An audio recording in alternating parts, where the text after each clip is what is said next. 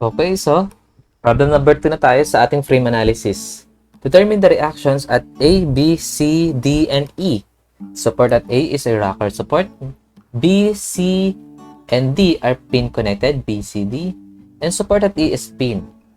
So, ngayon, lahat daw ng reactions, okay? Mapa connections and support reaction man yan. Lahat yan isolve natin, okay? Walang patawad yung ating problem. Lahat isolve natin, okay? So, ito, medyo pa to. Mas madali to kaysa sa problem number 1. Bakit wala tayong fixed supports? Okay, wala rin tayong fixed connection. So, mas madali siya. So, ito, rocker to. Ibig sabihin, ang reaction nito is perpendicular dapat sa ating horizontal. Ayan. So, this is RA. Then, ito naman ay pin. Okay. So, ito ay EV. And ito naman yung kanyang EH. Ayan. So, ito, kahit pa paano, by pa lang, whole structure pa lang, madali na makuha yung EH. Bakit? Wala tayong kahit anong, horizontal forces dito na i-resist ng EH. So, ibig sabihin, 0 ang EH. So, sir, sa problem number 1 po, wala rin naman po tayong horizontal force, pero bakit hindi nag-0 ang, horizontal reaction natin doon? So, check natin, ha? Ayan. So, sabi nyo kasi, wala tayong, dito, tawag ito, horizontal force. Ito vertical kasi, 'di ba? Then horizontal. 'Di ba? Wala tayong horizontal effect para i-resist na AH and DH. Bakit hindi po sila nag-zero, sir? Okay? Bakit? Kasi nung napatunayan natin sa checking, sino ba ang ni-resist na AH? Ang ni-resist niya is DH. Okay, ibig sabihin, hindi dapat mag-zero yung AH and DH kasi silang dalawa yung magre-resist sa isa't isa.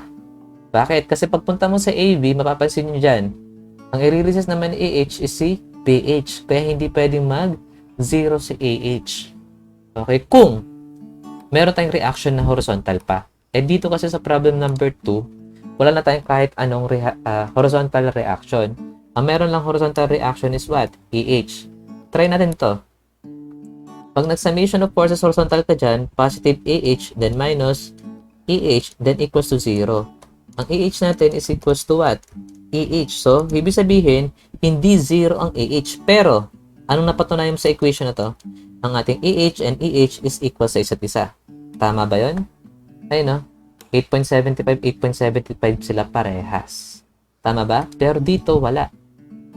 Okay? So, pwede na natin masolve yung EH. By what? By summation of forces horizontal.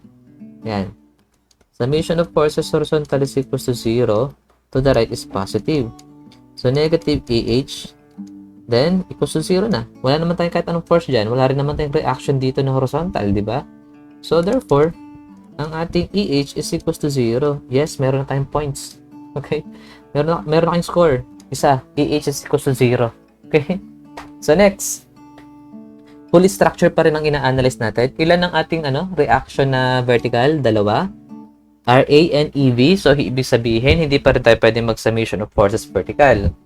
Next, mag-moment tayo. Try natin mag-moment sa E. So, ang iikot sa E is RA and yung 250. So, isa lang yung unknown force natin. So, pwede tayong mag-moment. Okay?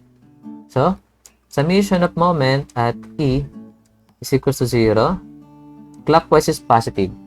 So, RA is clockwise. RA multiplied by what? 1, 2, 3, 4. Ilan yun? 1.5 times 4 is 6. So, 6. Then, minus 250 multiplied by what? Minus kasi counterclockwise na. Okay, multiplied by 6 then. So, ibig sabihin, magka-cancel out yung ating 6 dito, no?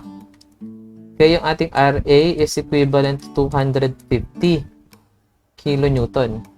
So, since positive ang nakuha natin sa RA, ibig sabihin tama yung ating direction dito or inassume na direction. Kaya, ang ating RA is directed upward. So, ngayon, kung ating RA is 250, wala nang i-resist sa EV, oh. Kasi buo na sinuport ni RA. Tama ba? So, ibig sabihin, ang ating EV is magiging what? Magiging 0. Ayan. So, ang ating reaction na EV is equivalent to 0 na. So, wala na yan. Kahit mag-summation of forces vertical ka pa dyan. Magka-cancel lang si RA and si 250. Sorry, this is Newton pala. Yan. Okay, so kahit mag-ano ka pa dyan, kahit mag-summation of forces vertical ka pa dyan, okay, ang ating RA is directed upward, tapos yung ating 250 is directed downward, so sila lang ang magre-resist sa isa't isa. Then, ang mangyayari, 0 nun. EV is equals to 0 na nun. Okay, so wala pala tayong reaction sa A, no? Sa A, no? Okay, so wala ganun talaga kung wala tayong reaction dyan. Okay, so anyway, try naman natin yung member. Ngayon, ito, mahirapan kayo mag-analyze rin dito eh. Okay, so try natin. Kapag nag-member ano ka ba, A, B, C, maraming unknowns dyan, di ba? Unknown natin na connection reaction sa B, dalawa. Connection reaction sa C, dalawa rin. So, ibig sabihin, 4 ang unknown natin. So, kahit mag-summation of forces vertical ka, horizontal, and moment, marami kang unknown na makukuha. I mean, marami kang unknown na mailalagay sa equation. Kaya, hindi ka muna pwedeng magpunta sa member ABC. Ganon din saan? Sa member CDE. Although 0 yung dito, okay, meron ka pa rin unknown na connection reaction sa D and C. So, marami. So, saan tayo pupunta? Sa member BD. Yan. Bakit? Kasi sila horizontal. Okay, horizontal sila. Tapos, yung kanyang horizontal reaction is magpapantay lang. Kaya, ang pwede natin masagot dyan or makuha is yung BV and DB. Ano napapansin nyo? Guys, sa problem number 1. Ito. Anong napansin nyo? Anong inuna natin na i-analyze? Yung BC. Ano ba ang BC? Horizontal member. Okay? Then, ito, anong napansin nyo rin? Anong i-analyze natin ng una? Horizontal member. Ibig sabihin, ang mga pwede ninyong unahin na i-analyze na member is isa. Horizontal member or vertical member. Bakit? Kasi kapag inclined yan, magkakaroon ng dimension yung mga forces. Tingnan nyo to. Ayan. Di ba inclined to? Then kahit hindi ka pwedeng gumamit ng forces vertical and horizontal. Hindi ka rin pwedeng gumamit ng moment. Kasi since inclined yan, magkakaroon sila ng mga distances. Okay, sabi para sila may moment effect. Yung AV and AH papunta kay B. Pero, kapag horizontal, ano napansin nyo rito? Ayan, no? Nung horizontal na, nagka-cancel yung BH and CH kapag nag-moment tayo sa dalawang point. And, ang iikot na lang is isa sa kanilang mga supports. Isa sa kanilang mga reaction. Tama ba? So, yun. Ibig sabihin, mas magandang i-analyze yung horizontal and vertical member. Yes, sir, vertical member naman ng CD, bakit hindi natin in-analyze dito sa problem number 1? Kasi sa problem number 1, meron tayong moment dito. Ayan, which is yung mahihirapan tayo. Ito, wala naman tayong moment dito, kaya madali yung BC. So, ganun din sa ating problem number 2. Okay, so, mas madali kasi horizontal siya. So, let's try. At member BD. Okay, so ito yung ating member BD. So, B and D, ayan. Then, ito yung ating force na 250 Newton. Then, syempre, dimension. Hindi pwede mawala. Okay. So, ilan to? 1.5 meters. Then, 1.5, 1.5. So, 3 meters. Then, lagay natin yung mga, tawag rito. Connection reaction. So, this is BV, then this is BH. Lahat to, assume muna na, assume lang. So, ito, gawin natin, upward, DV. Then, ito naman is TH. Yan. So, sabi ko nga sa inyo, hindi tayo pwedeng mag-summation of forces vertical and horizontal dito. Kasi, tigdalawa yung unknown nila eh. So, mag-moment na lang tayo sa D or sa B para makuha yung BV or DV. So, try natin. Summation of moment at D is equals to 0. Clockwise is positive. So, ang ikot ng BV is counterclockwise. So, negative BV. Then, multiplied by 3. Ang ikot ng 250 is also counterclockwise. So, negative 250 multiplied by 4.5. Then, equals to 0. Okay, obvious to na ang makuha natin na BV is negative. Ayan. Minus 250 multiplied by 4.5. So, is equals to 0.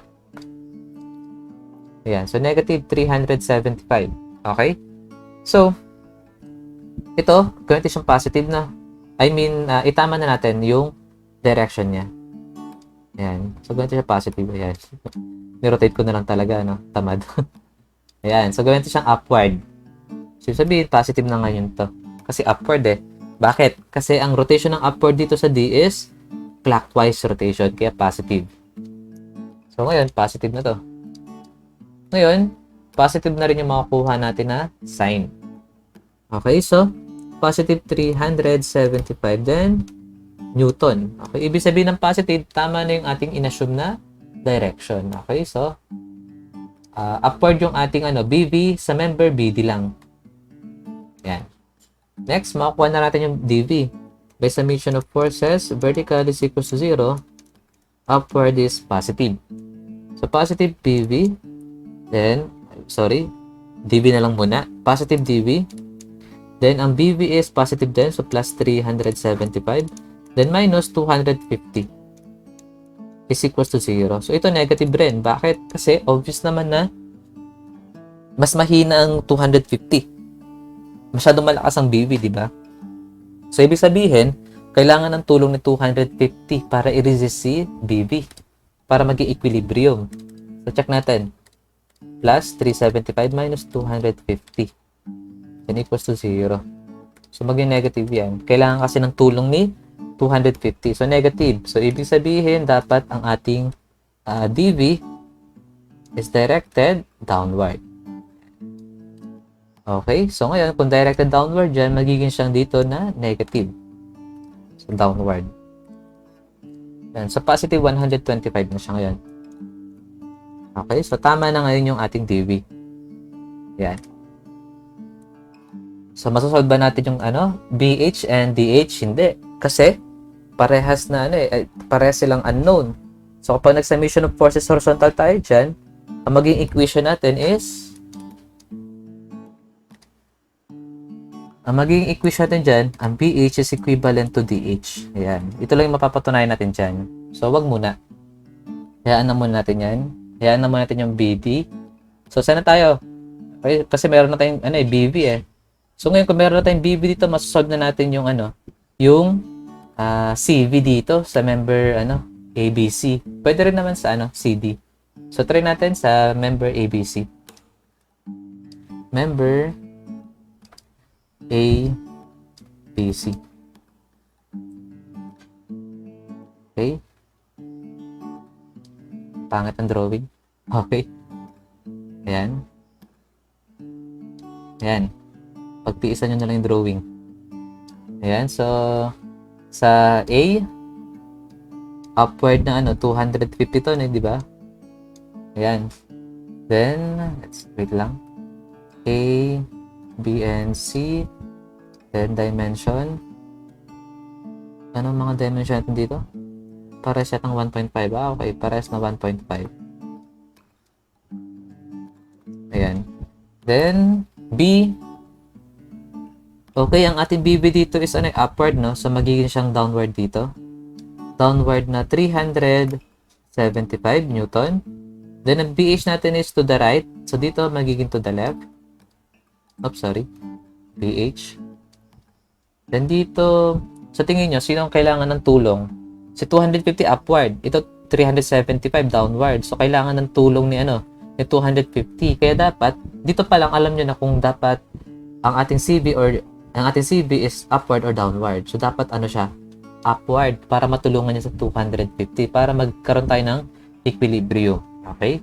Then, ang CH natin, let's say, ayan, to the right. Ayan. So, dito pa lang makukuha na natin yung CB by summation of forces vertical. Okay, is equals to 0. Upward is positive. So, upward ang CV. Upward din yung AB na 250. Then, minus 375 is equals to 0. Yan. So, magpa-positive yung CV niyan kasi inanalyze natin kung sino yung yung mahina na force. Okay? Kaya, magka-positive yan kasi tama yung ating dyan. Assumed direction. Kasi nga, di ba, equilibrium, dapat nire-resist natin. So, yun. Positive 125.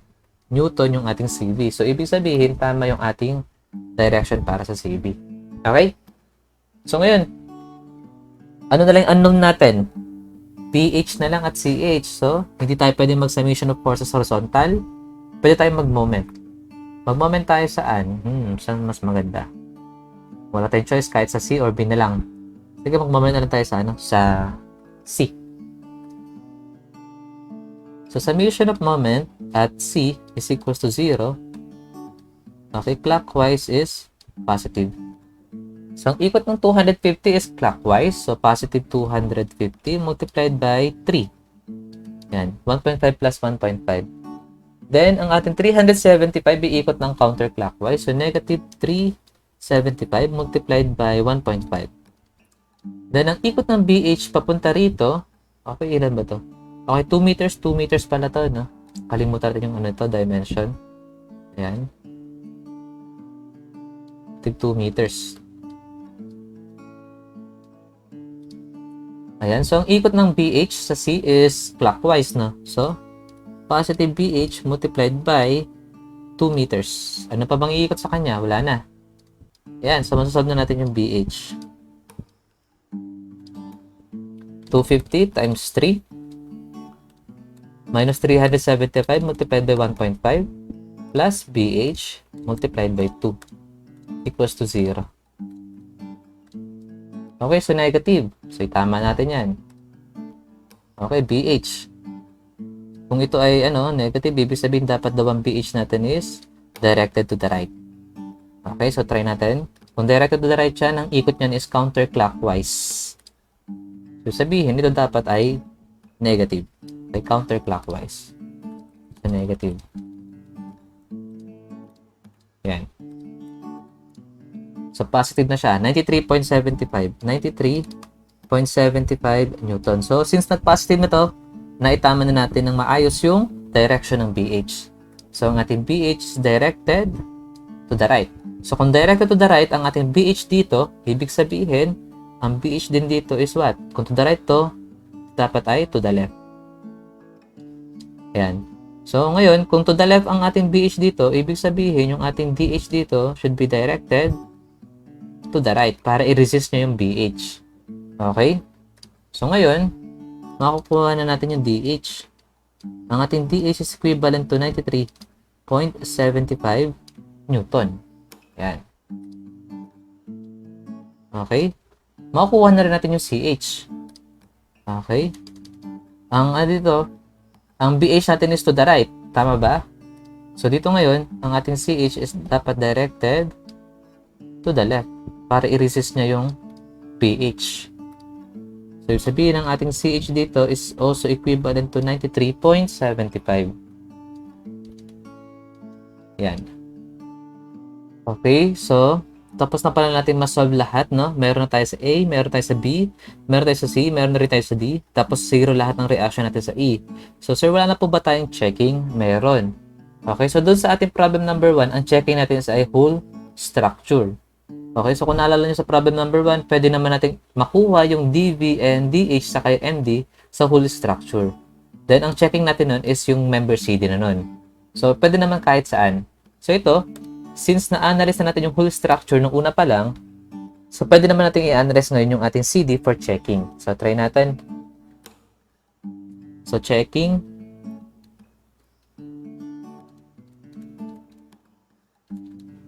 Dito sa ating member CDE. Okay, yan. So, C, D, and E. Na kung saan, puro 0 to, no? Then, try natin yung mga reaction natin. Ang CV natin dito is upward, so magiging downward siya rito. Downward, 125 Newton. Then, ang CH natin is to the left. So, dito, magiging to the right na 93.75. Dito sa ating D at BD, downward yung ating DV. So, ngayon dito, magiging siyang upward na DV na 125 Newton. Yung ating DH dito is to the right. So, dito niyan is magiging to the left na 93.75 na DH. Okay, ayan. Diba? Then, yung mga dimension natin dito is, 2 meters. Ito rin. 2 meters. Then ito naman, tig 1.5 meters. Yan. So, obvious, by summation of forces vertical, 0 yan, di ba? Then, ganoon rin kapag summation of forces horizontal, 0 din. Ayan, oh. So, kapag moment naman, dapat mag-0 din ang moment dyan. So, try natin. Mag-moment tayo siguro sa sa C. Okay? Then, ang ikot ng 125 dito is counterclockwise. So, negative 125 times 1.5. Then, ang ikot ng 93.75 is clockwise. So, plus 93.75 multiplied by 2. So, dapat 0. Ayan, no? 0 yung ating moment. So, ibig sabihin, tama yung ating mga nakuhang reaction kasi nag-0 pa rin tayo sa C, D, E. Ayan. Okay, so ito actually, at least mas maganda yung ating discussion sa problem number 2. Mabilis, hindi kagaya sa problem number 1 na inintroduce natin doon kung paano nga ba talaga mag-analyze ng kada member. Ayan. At least dito, sana kahit paano na-practice nyo na yung tamang pagpili ng member natin para ma-analyze natin lahat ng mga member. Kasi, actually, doon talagang start nun eh. Dapat, unang member pa lang na ma-analyze ninyo, may makukuha na kayong reaction. Kasi kapag wala kayong makukuhang reaction dyan, mahihirapan kayo, makakagawa kayo ng maraming equations na maraming unknowns. Then, ang gagawin pa ninyo, sigurado is, gagawa kayo ng maraming equation, then gagawa kayo ng substitution, gagawa kayo ng elimination, pero wala kayong makukuha kasi natataranta na kayo. Okay, natataranta kayo habang nag-solve. So, wag ganun. So, ang payo ko rito sa frame analysis, wag kayong solve ng basta-basta, wag kayong gawa ng equation, wag kayong pipili ng basta-bastang member. Dapat i-analyze nyo muna sa whole structure kung sino nga ba yung member na mas madaling i-analyze. Okay? Then, bilangan lang ng mga unknown. Okay? Kung ilan yung unknown na vertical, ilan yung unknown na horizontal, and ilan yung magiging unknown forces kapag nag-moment tayo sa isang point. Okay? So, yun lang naman yung concept na tinuturo ko rito. Ayan. So, this is our problem number 2 for frame analysis under sa chapter 4 ng Statics of Rigid Bodies. So, thank you for watching. Bye!